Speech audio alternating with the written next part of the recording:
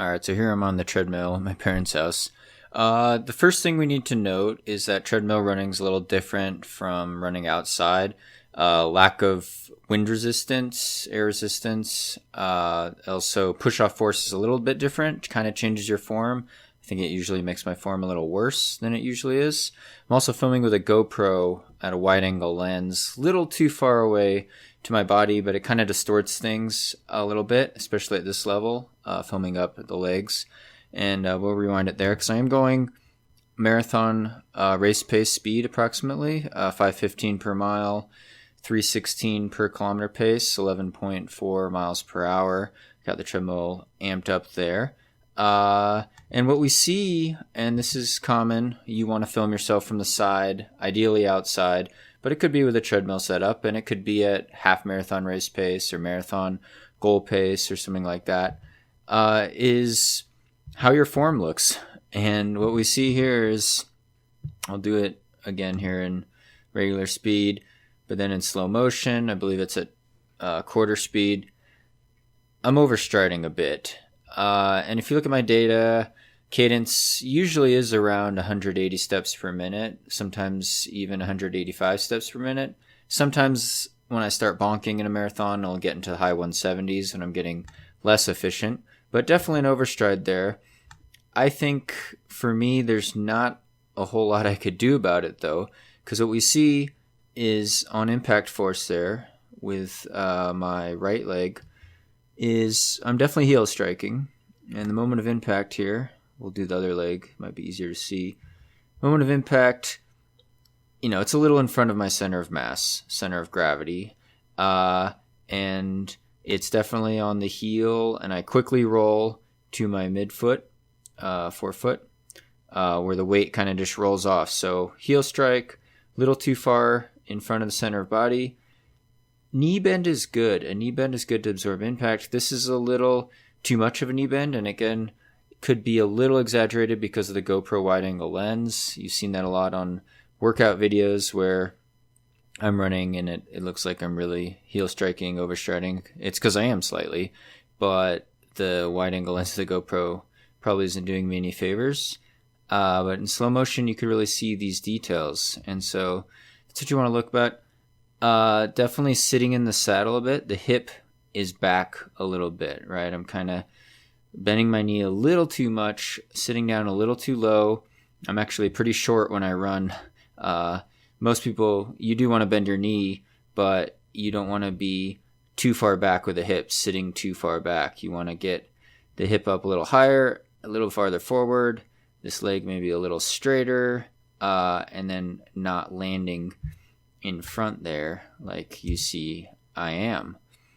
Now we'll get to the arm swing when we do a rear view. I could also do a front view, but we'll talk about the arm swing later.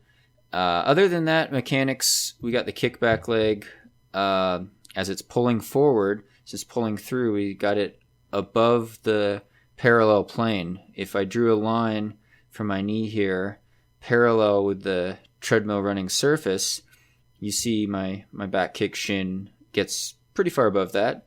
And as it comes forward, it definitely drops, but not too early. Actually, now it's my right leg, the far leg. Drops, but even in this type of stance, you see this kind of power running stance. There is quite a bit of a forward lean component, which is good. And the forward lean comes from the ankles. It comes from the ankles. It doesn't come from the waist. And I'm getting some good push-off force here with the kickback leg. Kind of see that in that image. But still a little bit of an overstride and landing pretty far back towards my heel. It's not a horrible heel strike, and obviously I've had my running economy measured around this pace, and it's actually quite efficient. And I've also never had an overuse injury in 20 years of running that has taken me out for more than 2 weeks, so no serious overuse injuries. So I'm not going to change my form anytime soon. Running economy or efficiency is very good around this pace for me, and not getting injured is also important. So the only thing that would probably be beneficial is trying to run more tall, trying to keep the hip flexors from getting too tight and running tall, or with the hip up, I should say, and not landing quite so much on the heel and quite so much in front of my center of mass. It's a matter of maybe just 3 or 4 inches, really, 2 inches even. But you want to make slight adjustments or you'll injure yourself or wreck your economy or efficiency. So that's the side view. And again, with the swing back, you do see the other thing with the hip tightness, not getting a whole lot of flexion with the upper part of the thigh here on its way back. It's because I have pretty tight hip flexors in here. Need to work on firing the glutes so that leg swings back a little bit more would be better. This angle here we're talking about from vertical.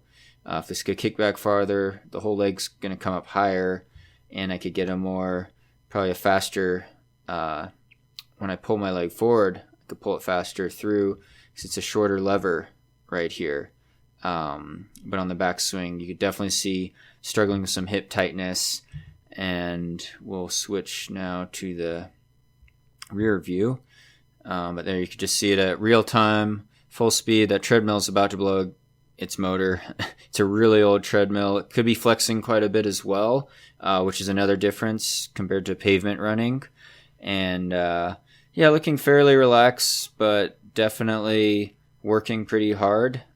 And there's the rear view mirror. Sorry, I was totally backlit there, and the GoPro was way down low. I should have had it up a little bit higher. But we look with the rear view is we're looking at what the feet do, right? On the back kick, you see a little foot wobble. This wobble shows I've got some hip issues probably. They're not horrible. They come back fairly straight. Pretty high butt kick with the Tracer, Hoka 1-1 Tracer 2s I have on, which I will probably race my next marathon in. You can see that's fairly straight. It does wobble a bit. Not much you could do about that sometimes, but kind of just coming back symmetrically straight towards the butt is what you want to see. And then if we were up a little higher, we could see what the foot's doing on impact with the surface in terms of pronation, how much the heel or the ankle rolls inward, basically. And I'm a neutral type of runner. I don't pronate very much. There's not going to be very much of an angle here. We're talking about rolling in the other plane. So not much of an overpronator. If anything, I'd probably supinate a bit. And my feet are just kind of popping off the running surface. That's what you want to see. I don't have the quickest toe off, but that's partly because I'm probably heel striking. And I kind of have a slower, loopy stride. More of a power stride, but not too much twisting action, which is good in the feet. Now, the twisting action that does occur that is not ideal is what's going on with my upper body, my arms. So I got this really wingy elbows. My elbows are bowed out. My arm flexion swinging back is not very good. There's definitely some side-to-side swaying. You see that from front views as well with my hands. I carry my arms pretty low. I found that to be more efficient over the years. And those elbows are way out from the body, though. That's so far out to be compared to a lot of fast runners. It's definitely a flaw of mine. It's something I've always tried to work on, and I just can't get my elbows in. Part of it's my lack of flexibility, I think, in my arms. I don't swing them back very far either from the shoulder joint, but I have problems keeping my elbows in. I'm trying as hard as I can to get them as close to my body as possible in this scene, but that's kind of how they always have been over the years. So definitely something I'm aware of, trying to work on that shoulder flexibility, keeping that arm swing, coming straight forward and backwards with the elbow. You want to think of driving your elbows and knees in a planes straight forward and backward and not having this side-to-side twisting and sway. I'm also twisting my shoulders quite a bit, which makes your hips twist a bit. But other than that, that's kind of a running form analysis there. Definitely some flaws. Don't have the most classic fast runner form. Not a fast twitch muscle fiber guy. Don't pop off the ground. Don't land midfoot or on my toes. But my body's selected a very efficient stride, at least for my body type and for the events that I run. But it's a constant process. It's something you could always work on, be aware of, film yourself, or have a friend film you, ideally. Get a side view, front view, rear view, running around your goal race pace on whatever event you're doing. So that's my training talk on this. Thanks so much, guys. Really appreciate all the support, all the Patreon views, all the Patreon supporters. Subscribe if you like videos like this. Feel free to comment below. And stay tuned for more Sage running videos. 5:15 per mile pace.